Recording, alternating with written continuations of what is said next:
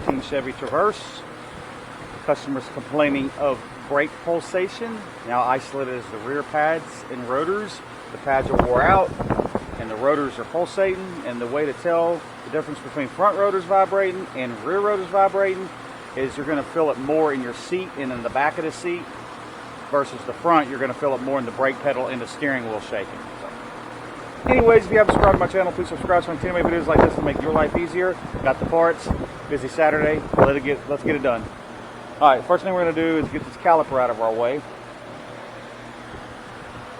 It's going to be a 14 millimeter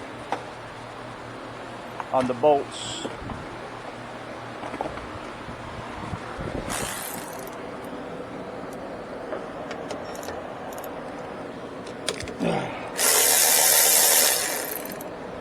Now, don't take that one all the way out. Thread it a couple turns, because when you try to take this one loose, it's going to flip up on you.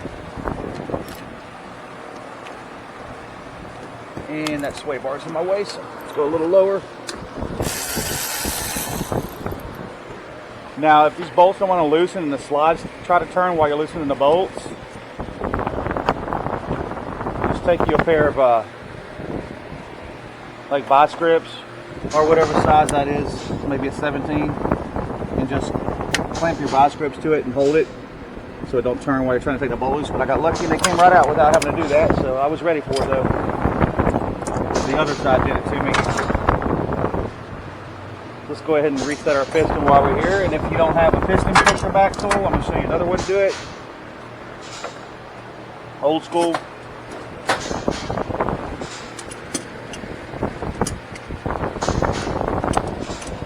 All right. Squeeze them bad boys. It's a little tight, but it works. I'll just set that out of our way. No stress on the brake hose, because everybody gives me crap about that on my videos. And I got a yellow jacket trying to sting me. Go away. Okay, now we got to take this caliper bracket out of our way. It's going to be a 21 millimeter.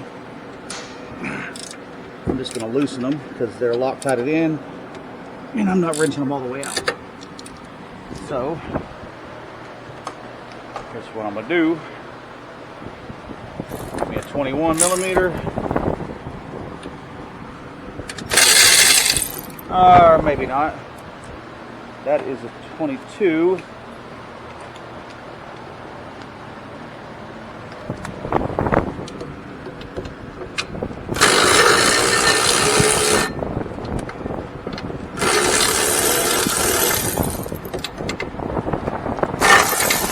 Probably should have used a short one.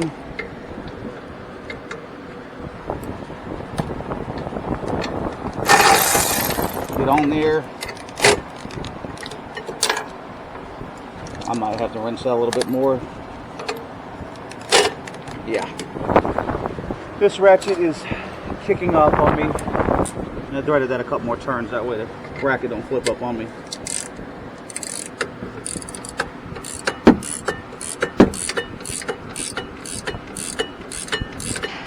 That should be loose enough.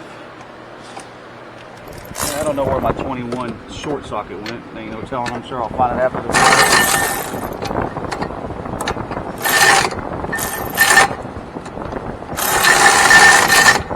It wants to take it out.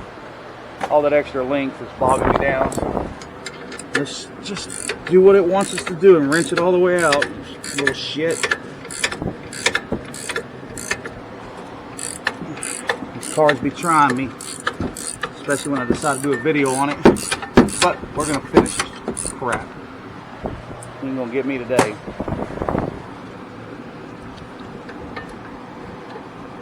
Freaking GM and their damn Loctite on every freaking thing.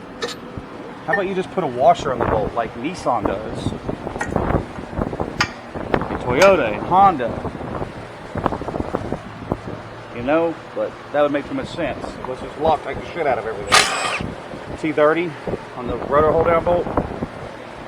You know, because we want the tech to have to work on it, really do work on it. Easy brake job, make it as difficult as we can, because that's what engineers freaking do. let's discard that rotor. Don't care about that old condenser. Now these rotors, a lot of them will have the, unless you get the painted ones, they'll have the oil on them, the Cosmoline oil. Huh? That's what I do when I'm doing videos. I like to show people my aggression.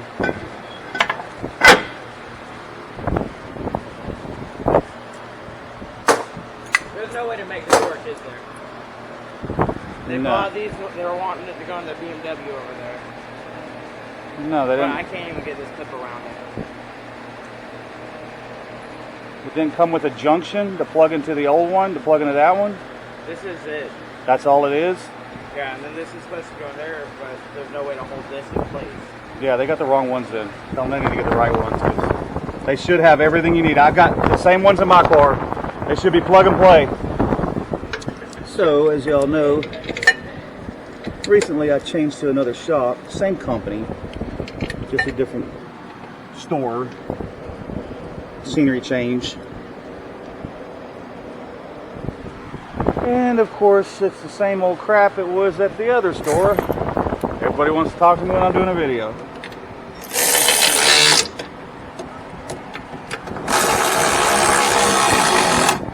Oh, almost.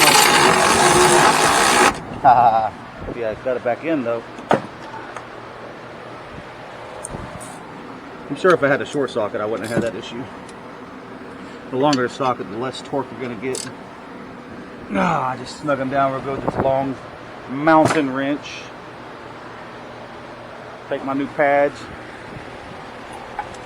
I try to be more patient with the guys when they talk to me when I do videos, but I try to get these videos done as fast as possible for y'all as well, and myself too, so I can move on with my life. You know what I'm saying? Time is money.